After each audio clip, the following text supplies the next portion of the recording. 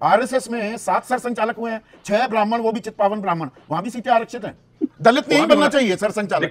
सरसंचालक कोई दलित होना चाहिए कि नहीं? भारतीय जनता पार्टी और आरएसएस ने तय कर लिया है कि देश का अगला प्रधानमंत्री राहुल गांधी को बना के मानना। जब इस देश के अंदर आरक्षण और संविधान पे चर्चा होगी, तब उसका नुकसान बीजेपी और आरएसएस को होगा। मालिक वो देखो। ऐसे में अश्विनी शाही, जब आप आरक्षण के इतने बड़े पैरोकार के तौर पर मैदान में उतरते दिखाई देते हैं, तो जिस राज्य से आप आते हैं और जहां डबल इंजन सरकार, सबसे बड़ा राज्य राजनीतिक लिहाज से, जहां से प्रधानमंत्री मोदी भी सांसद हैं और योगी आदित्यनाथ आपके करिश्माई मुख्यमंत्री हैं, 69,000 सहायक शिक्षक, 4.5 साल बाद भी सांसें अभी अटकी हुई है। 19,000 पद जो दलितों और पिछड़ों को जाने चाहिए थे, वो मार लिए गए। नई मेरिट लिस्ट आनी थी, वो भी नहीं आएगी। सुप्रीम कोर्ट ने फैसले पर भी रोक लगा दी, सब अटका कर रख दिया, और आप कह रहे हैं आप आरक्षण के हितैषी हैं, पैरोकार हैं।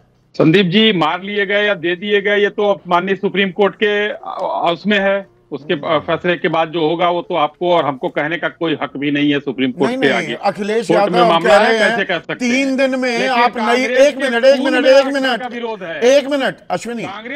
मिनट अश्विनी, 13 अगस्त को ये फैसला आ गया था और कल 9 सितंबर को सुप्रीम कोर्ट ने फैसले पर रोक लगाई है। अखिलेश कह रहे हैं 3 दिन में नई मेरिट लिस्ट आ सकती थी, जानबूझकर आपने हीला हवाली की, लटका दिया और अटका दिया इन 69,000 छात्रों को, युवाओं को। तो अखिलेश जी ने अपने सरकार में कितनी भर्तियां की, कितने पेपर आउट किए, कभी बताया उन्होंने कि अखिलेश जी के कहने से 3 दिन में हो सकता था? अखिलेश जी को करना चाहिए ना। इटावा वाली पर्ची नहीं चलती है इस सरकार में। अच्छा, कि चचा लिख रहा है, भतीजा लिख रहा है, भैया लिख रहा है, भाभी लिख रही है, वो नहीं चलता है। पर ये जरूर चलता है कि पिछड़े दलितों को एग्जाम कराया। 1 मिनट, 21% आरक्षण है दलितों के लिए, 16.2% ही उनको सीटें मिल पाई सहायक शिक्षक की। और जहां पर जो पिछड़ा वर्ग है, पिछड़ा वर्ग में तो 3.68% ही सीट मिल पाई। गलत आंकड़ा तो नहीं बता रहा, इसीलिए नई मेरिट लिस्ट आई। के बाद गया हाई कोर्ट में गया। देखिए, जब मामला कोर्ट का है तो हमें कुछ नहीं बोल रहा है उसमें, कोर्ट के आदेश के सम्मान में हम कुछ नहीं बोलेंगे। अरे कौन नियुक्ति कर रहा था? 16 दूनी 8 का पहला कौन पढ़ा रहा था कि अफसरों ने गलत जानकारी दे दी? आप ही के उप मुख्यमंत्री कहते हैं आप आखिरकार इंसाफ हो गया, दलितों और पिछड़ों के साथ उनका हक कौन मार रहा था? राहुल गांधी जी कर रहे हैं। खानदानी विरोध है उनका, खून में आरक्षण का विरोध है, तो राहुल जी को क्यों भूल जाते हैं? आप जो बोल रहे हैं आपके कान में जा रहा है? ऐसा तो नहीं, हम सुन रहे हैं। कहते हैं राहुल गांधी जी की हिंदुस्तान में रहना, मैं राजनीतिक रूप से रहना नहीं चाहूंगा। यहाँ क्यों रहते हैं? अच्छा, यानी क्या चले जाए भाई? नहीं, राजनीतिक रूप से रहना नहीं, ये कब कहा? ये तो प्रधानमंत्री मोदी ने कहा था।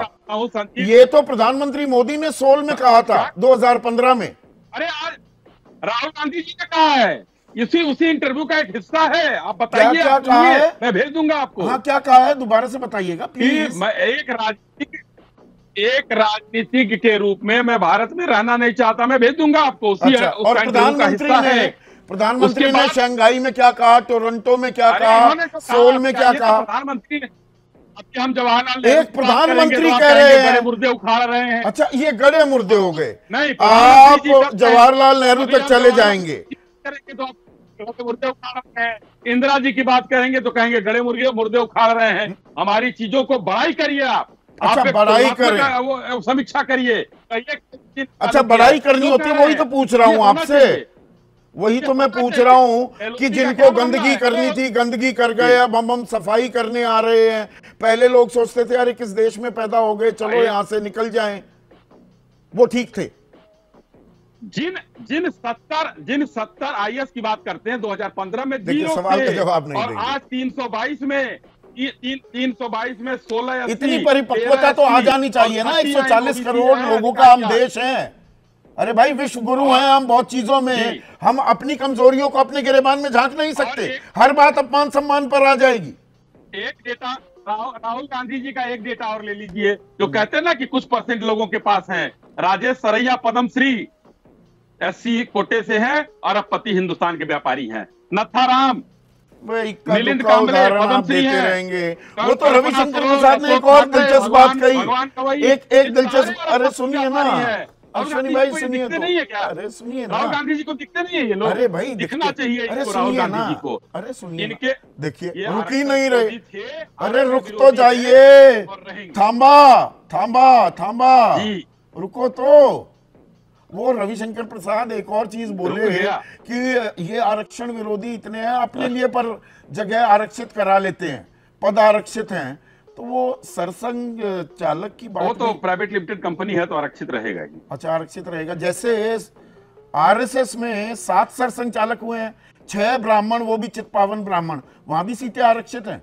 परिवार की बात हो रही है, थोड़ा मैं जानना चाह रहा था। रज्जू भैया भी, एक रज्जू भैया, 6 बाकी ब्राह्मण, वो भी चित्पावन ब्राह्मण। बस हवा निकल गई। तो उसमें भी आरक्षण घुसाएंगे क्या? कि आरक्षण होना चाहिए वहां भी? मैं वही तो जानना चाह रहा हूं। नहीं होना चाहिए, दलित नहीं बनना चाहिए सरसंघ चालक। सरसंघ चालक कोई दलित होना चाहिए कि नहीं? वहां रहता है, वहां तो पिछड़े वर्ग का भी सरसंघ चालक बने होना चाहिए कि नहीं? का विरोध कब होगा वो बात क्यों पूछते हैं? अरे जो बताने के काबिल नहीं। अरे 100 साल पूरे होने को आए, खत्म नहीं ना हो रही है, अस्तित्व के 100 साल पूरे होने को आए। अगले साल 100 साल हो जाएंगे। अगले साल, अरे आप गिनवाते हैं ना, राष्ट्रपति से लेकर अध्यक्ष से लेकर सांसदों और मंत्रियों के नाम गिनवाते हैं। मैं ऐसे ही जानना चाह रहा था, प्रेरणा स्रोत जो है, जो मां है, सरसंघ चालक के पद पर कब होगा एक दलित या पिछड़ा? अब नहीं मानेंगे।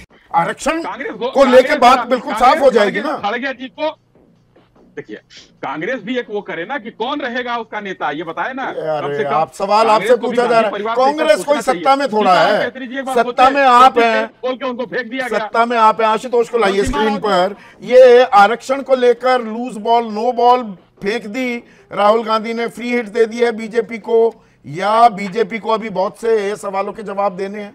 देखिए संदीप, मैं इस पूरी डिबेट को सुन रहा था, सुनने के बाद मैं हंस रहा था। हंस इसलिए रहा था क्योंकि भारतीय जनता पार्टी और आरएसएस ने तय कर लिया है कि देश का अगला प्रधानमंत्री राहुल गांधी को बना के मानना है। वो उन्होंने तय कर लिया है। हर राहुल गांधी की छोटी बात को, बड़ी बात को बड़ा बड़ा करके बड़े बड़े मंत्री, बड़े बड़े प्रवक्ता प्रेस कॉन्फ्रेंस करते हैं, यानी लगातार उनको सुर्खियों में बनाए रखते। बिल्कुल वही गलती जो कांग्रेस पार्टी ने की थी जब नरेंद्र मोदी गुजरात के मुख्यमंत्री थे। और लगातार राहुल गांधी का स्टेचर बढ़ाने में बीजेपी आरएसएस वालों को राहुल गांधी को खुद धन्यवाद करना चाहिए।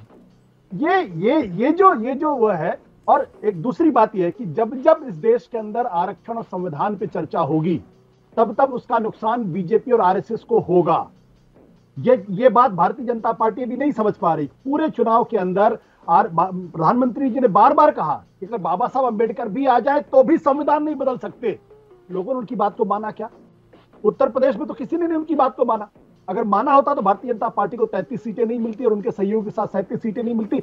और जो समाजवादी पार्टी जिसको चुनाव के पहले उम्मीद नहीं थी ज्यादा सीटों जीतने की, वो 37 सीटें नहीं जीतती। तो सवाल इस बात को लेकर ये राहुल गांधी की का पूरा इंटरेक्शन मैंने सुना, कल का भी और आज का भी, और जो भी उसको सुनेगा वो इसी बात को कहेगा, चाहे वो दलित तबके का, चाहे ओबीसी तबके का, कि राहुल गांधी तो मतलब राहुल गांधी का कद क्या और बढ़ा रही है, निटपिकिंग जिसे जरूरत से ज्यादा तूल दे रही है। I am very sorry Ashutosh, आज मैं औरों से सवाल पूछने में ज्यादा वक्त बिता गया।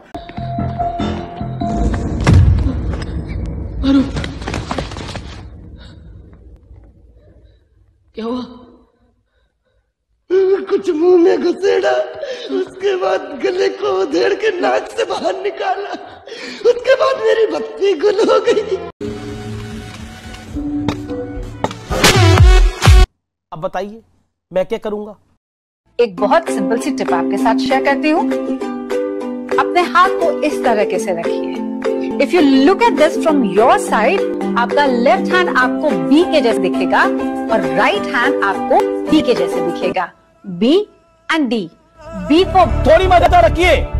वे मैं थो तेरा मन पर